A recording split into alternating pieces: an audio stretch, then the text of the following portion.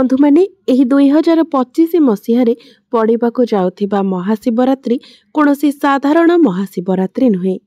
एही 26 फेब्रुआरी बुधवार दिन पड़ाक जाउथिबा महाशिवरात्रि अत्यंत विशेष एवं पवित्र अटे।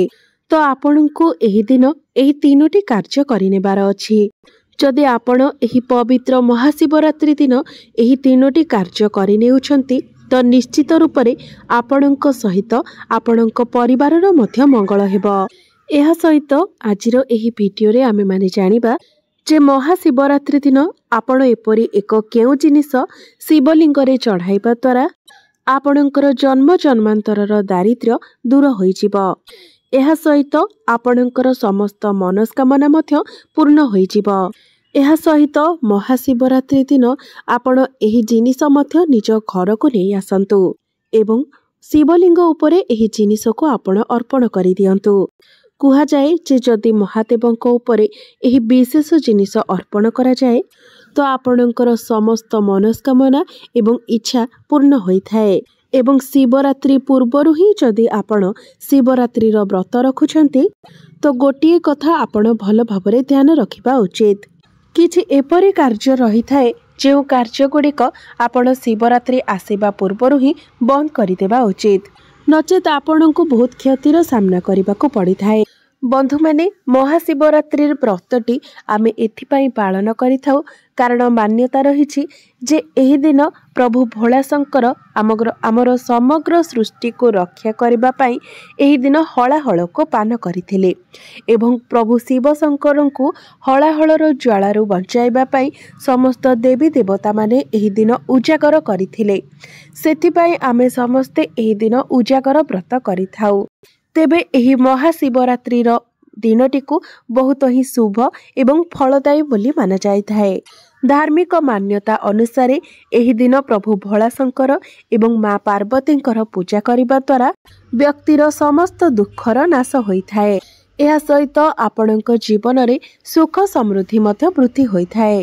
तेबे हिंदू पंचांग अनुसार फाल्गुन मासर कृष्ण पक्षर चतुर्थी दिन चतुर्दशी दिन महाशिवरात्रि व्रत पालन करा जाय थाए, जहाँकि चलित वर्ष 26 फेब्रुआरी बुधवार दिन पालन करा जिवो। तेबे महाशिवरात्रि पूजा राति समय करा जाय थाए। तेबे शिवरात्रि व्रत रे आपणको एई सब कथार ध्यान रखिबार अछि। तेबे आपण जदि प्रभु शिव शंकर को किछि अर्पण करूछंती तो हळदी आपण भूले भी केबे व्यवहार करिवे नाही। हळदी आपण शिव शंकर को चढ़ाइबे नाही कारण हळदीर उपयोग मुख्य रूप से सौंदर्य प्रसाधन रे करा जाय थाए। शास्त्र अनुसार शिवलिंग पुरुषत्वर प्रतीक होइथाए। सेही कारणरू महादेव को हळदी चढ़ा जाय न थाए।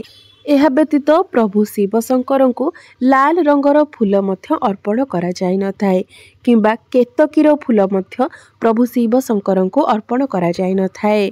एहा व्यतीत आपण प्रभु शिव शंकर को सिंदूर मध्य भूले चढ़ातु नहीं कारण सिंदूर मध्य प्रसाधनर सामग्री होइथाए। सधपा नारी मानकर सौंदर्य प्रसाधन होइथाए किंतु एहा प्रभु शिव शंकर को अर्पण करा जाय न थाए।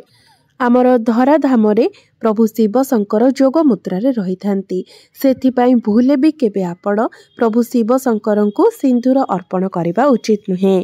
बंधु माने शंख भगवान श्री विष्णु को अत्यंत प्रिय होइथाए।